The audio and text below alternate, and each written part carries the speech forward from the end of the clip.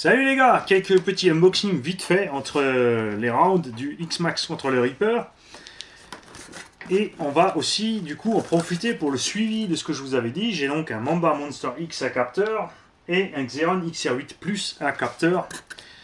Et je vous ai dit que j'allais m'en servir méchamment pour savoir ce que ça tient. C'est ce que j'ai fait. Et on ne peut pas leur en vouloir. Les deux sont partis en garantie. Si, je vous assure. Alors, le Castle Mamba Monster X que voici fait du super boulot. Je vous avais dit, je suis un peu contre le fait qu'il y ait 36 000 câbles qui sortent de là, qu'il faut rajouter un adaptateur pour utiliser le sensor, etc. etc. Mais c'est pas bien méchant. Le variateur est très léger, la forme est relativement même que les anciennes versions. Fonctionne à merveille, c'est vraiment d'une douceur à conduire géniale. On a une très bonne autonomie, même avec le 2200 kV en 6S. Aucun problème à l'utilisation ici dans la GTB. Aucun problème non plus d'utilisation dans la Ferrari. Là où ça a coincé, c'est pas non plus dans un Monster Truck à 3 différentiels, c'est dans un tueur. J'ai nommé le Obao Hyper MT Sport Plus. Il n'a pas de diff centrale. Et quand vous faites des méga gros sauts, les chocs qui sont balancés à la transmission sont absolument énormes. Et c'est là que, en premier, le Monster X a lâché l'affaire. On a eu quelques ratés au bout de quelques runs. Et ensuite, à un moment où c'est moi qui ai fait une erreur de pilotage, je suis atterri au sol vraiment trop fort en étant encore un peu sur les gaz. Le variateur s'est coupé. J'ai cassé sur l'engin une goupille de transmission, bah, bien méchant, on est en train de changer la goupille, on est retourné sur le terrain, et là, plus rien. Lumière orange sur le Vario fini, bloqué, impossible de brancher la carte de programmation ou le port USB. J'ai donc renvoyé chez Castle. Ce qui est génial chez Castle, c'est que le système de garantie marche à merveille. Vous faites votre petit document, vous écrivez ce qui vous est arrivé, c'est pas la peine d'inventer des histoires. La petite bébête enregistre, hein. Donc à part s'il a cramé, ils auront les traces de ce que vous avez fait. Et pour la première fois, il y a eu un couac, pas très grave, puisque j'étais pas pressé, puisque ça part comme aux US, on sait que ça met un certain temps, et puis ils vous préviennent que la garantie peut mettre un mois. Donc j'ai envoyé un petit mail, ils m'ont répondu rapidement, effectivement, on a reçu le Vario, par contre on n'a pas le descriptif avec, il était dans la boîte, ils l'ont retrouvé plus tard.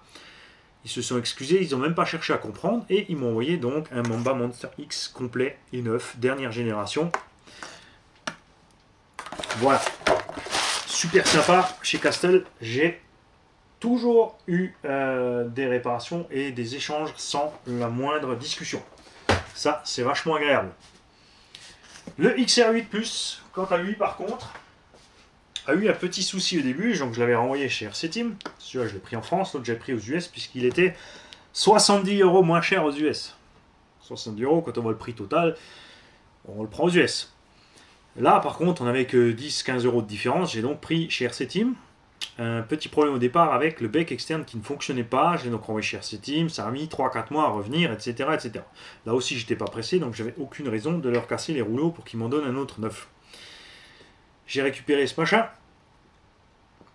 Et même chose. Aucun problème dans n'importe quel autre engin. Quand c'est passé dans le Hyper MT Sport Plus, toujours avec le capteur branché, même souci, avec petite bémol pour celui-là, il est plus lourd que le Mamba Monster X, ce que j'aime pas trop. Et surtout, il n'est plus étanche comme l'était l'ancien.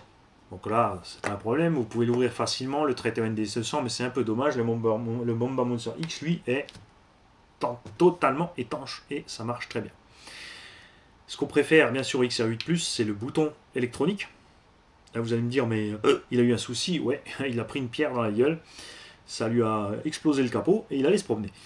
Mais c'est pas ça qui l'a tué. Là, ce qui l'a tué, c'est la même chose. C'est dans une carrière, gros choc, pierre dans la transmission, arrêt net. Et là, en fait, vous avez le problème avec les moteurs à capteur qui ne supportent pas du tout les arrêts et les gros chocs nets. Il s'est donc mis en sécurité. Là, Manny, le bourricot de base, puisqu'il vous a promis qu'il s'en servirait méchamment, a fait le nécessaire pour que ça redémarre. Et vous avez vu l'état, il n'a fumé. Cramé le XR8+, je peux le jeter, on s'en fout. Voilà, bon, c'est pas grave.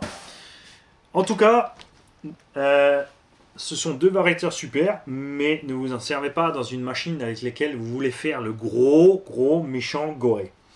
Ce sont des variateurs qui sont bons pour la compète, bons pour les engins rapides et pointus, ou pour les engins avec lesquels vous roulez maquette, ou vous en prenez vraiment très soin.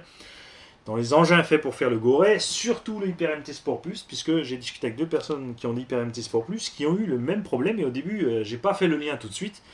Moteur à capteur, égal problème pour le variateur dans cet engin, puisqu'on bloque net la transmission, et de toute évidence, ça envoie un retour là où il ne faut pas. Pour les MT Sport Plus, il n'y a qu'un variateur qu'il faut mettre dedans, c'est le Quick Run, ou un truc analogue, puisque le Quick Run, lui, il a subi toutes les frasques possibles et imaginables, des crashs, il a même été percuté par des objets qui ont traversé la carrosserie. Il a tout tenu sans problème. Ensuite, un petit truc pour les possesseurs de X-Max qui veulent tourner fort et méchamment. J'ai chez un de mes fournisseurs préférés, RC Mart ici. À propos de fournisseurs, je vous en raconterai une bonne encore tout à l'heure. Voilà, RC Mart, vous commandez quelque chose, ça vient 10 jours après chez vous. Ils s'arrangent pour que ça passe la douane sans vous faire gauler. Ça, c'est cool. Et là, j'ai pris chez eux un cerveau Bluebird. Alors ça, si ça sent pas la chinoiserie, c'est terrible. Pourtant, c'est un cerveau qui fonctionne de 6 à 8,4 volts. Et accrochez-vous bien, parce que c'est là que ça va venir, le choc. En 6 volts, 44,7 kg. Le cerveau a des pignons hélicoïdaux, 0,12 secondes, donc c'est à peu près la vitesse d'un Servox 36 kg en 6 volts. En 7,4, 53 kg. On passe à 10 secondes, à 0,10 secondes, et en 8,4, on a 57,5 kg de couple avec ce cerveau, avec 0,09 secondes. Évidemment, faites gaffe, ce genre de cerveau, ça consomme du jus. Il est impératif, je vous le conseille, de mettre un bec externe si vous voulez utiliser ce genre de monstre. Dessus, bien sûr, il faudra mettre une couronne de cerveau hyper balèze et solide en alu, voire même si ça existait en acier, ce serait mieux, parce que l'alu, ça reste relativement mou, pour bien sûr pouvoir transmettre ces 60 kg de direction aux roues. Et quand j'aurai cramé mon cerveau de X-Max, je mettrai ce cerveau dessus avec une bonne grosse méchante corne.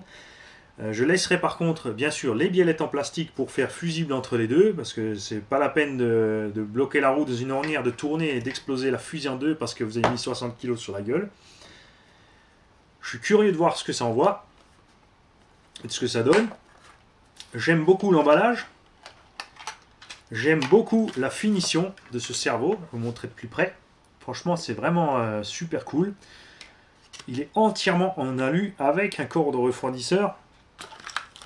Et la grande classe, il vous livre ça même avec des rondelles cuvettes rouges métal, des écrous Nilstop à rondelles intégrées.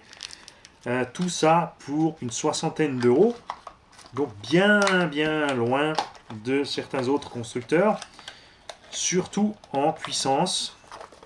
Alors il y a toute une gamme, hein. Vous pouvez les avoir de 20 à 50 kg sans souci, vous n'êtes pas obligé de prendre un 50 kg, mais je me suis dit si déjà j'essaye, je vais prendre le gros méchant. Voilà. Et donc en parlant de fournisseurs, on en arrive à Banggood. Banggood, B-A-N-G-G-O-O-D. Je me suis demandé dernièrement, c'est marrant, sur YouTube, on a plein de vidéos de chinoiseries qui viennent de chez Banggood, avec des pubs Banggood dans tous les coins, et quand je regarde ces vidéos, tous ceux qui ont fait ces vidéos disent « Ah, c'est super, it's amazing, it's good, c'est génial », surtout aux IRC par exemple, qui a pris un cinquième qui dit que c'est génial, que c'est super solide, etc. Quand vous voyez la construction, sérieusement, j'ai un doute les gars. Et en fait, c'est tout simplement parce que j'ai reçu un mail de Banggood, puisque j'approche les 1000 abonnés, et ils m'ont proposé un partenariat. Ils me disent, on va vous envoyer gratuitement du matos si vous voulez, vous le balancez sur la chaîne, vous mettez un lien pour Banggood, et ensuite, selon le nombre de clics et de vues, on va continuer le partenariat ou pas. Alors c'est déjà grandiose, je peux avoir une machine gratos. Alors pourquoi j'ouvre ma gueule et je le dis? Tout simplement parce que, vous le savez, le principe de la chaîne, c'est d'être franc. Alors, j'attends vos avis. Moi, personnellement, je suis pour le faire. Prendre une machine, par exemple un JBL Cheetah. Je ne suis pas très intéressé par leur un 7e ou un 6e là qu'ils font. Puisque le JBL Cheetah n'est rien d'autre que le T2M Pirate Furious ou le je sais pas quoi Bison. Et de tester cette machine, voir ce qu'elle vaut, tout simplement. Et même si je ne reçois pas d'autres machines d'eux, c'est pas grave derrière. Puisque vous savez bien que si c'est de la merde, je le dirais que c'est de la merde. Et je les préviendrai même avant de commander la pièce, hein. Je vais leur dire que je vais pas leur passer du beurre dans le dos et puis machin bidule, parce que ça c'est quelque chose que j'aime pas, parce que j'ai vraiment vu ce truc se répandre. J'ai vu des engins Banggood partout à toutes les sauces, et des mini machins 12e, un 14e, un 16e. C'est pas forcément mauvais. On a pris un petit crawler avec la fripouille pour son fiston. C'est pas du mauvais matos, mais de là à dire que c'est génial, machin bidule, tout le monde doit l'acheter, non. Je suis pas d'accord. On testera. Si c'est vraiment bon, je vous le dirai. Et si c'est vraiment du plastique à 10 balles, je le dirai aussi. Surtout au niveau des pièces de rechange, ce qu'on peut avoir ou pas. Parce que c'est bien beau d'acheter une machine comme ça si on peut pas avoir les pièces. Hein, on l'a dans le cul. Et là, j'ai reçu tada, la 3e édition de la mini chargeuse T2M, donc distribuée par MRC, pardon, pas T2M. Et du coup, comme c'est distribué par MRC, ce que je ne savais pas au début, je ne m'étonne pas de la durée des garanties. En fait. Donc là, RC Team me l'a déballé à ma demande, bien sûr. Et ils l'ont testé à ma demande, puisqu'ils m'ont dit, bon, quand même, 2 fois déjà de travers, ça serait pas cool de faire une 3e. Alors c'est pour ça que je le déballe devant vous, parce que je veux être sûr cette fois, vous voyez bien, je fais très lentement, parce que c'est arrivé sur les 2 autres, que les chenilles soient entières. Ça me ferait vraiment très plaisir ce coup-ci que toutes les chenilles soient entières, et ça m'a l'air tout bon. Il y a effectivement 2-3 traces sur les chenilles, ça veut dire qu'ils l'ont bien essayé. Je ferai l'essai plus tard. En tout cas, merci à RC Team. C'est Guillaume que j'avais au téléphone. Merci à toi, Guillaume. Super sympa. D'abord parce que tu étais super détendu au téléphone, tu étais cool et que ça a bien fonctionné. Voilà pour ces petits unboxings et blabla sur les fournisseurs. Salut les gars, à bientôt.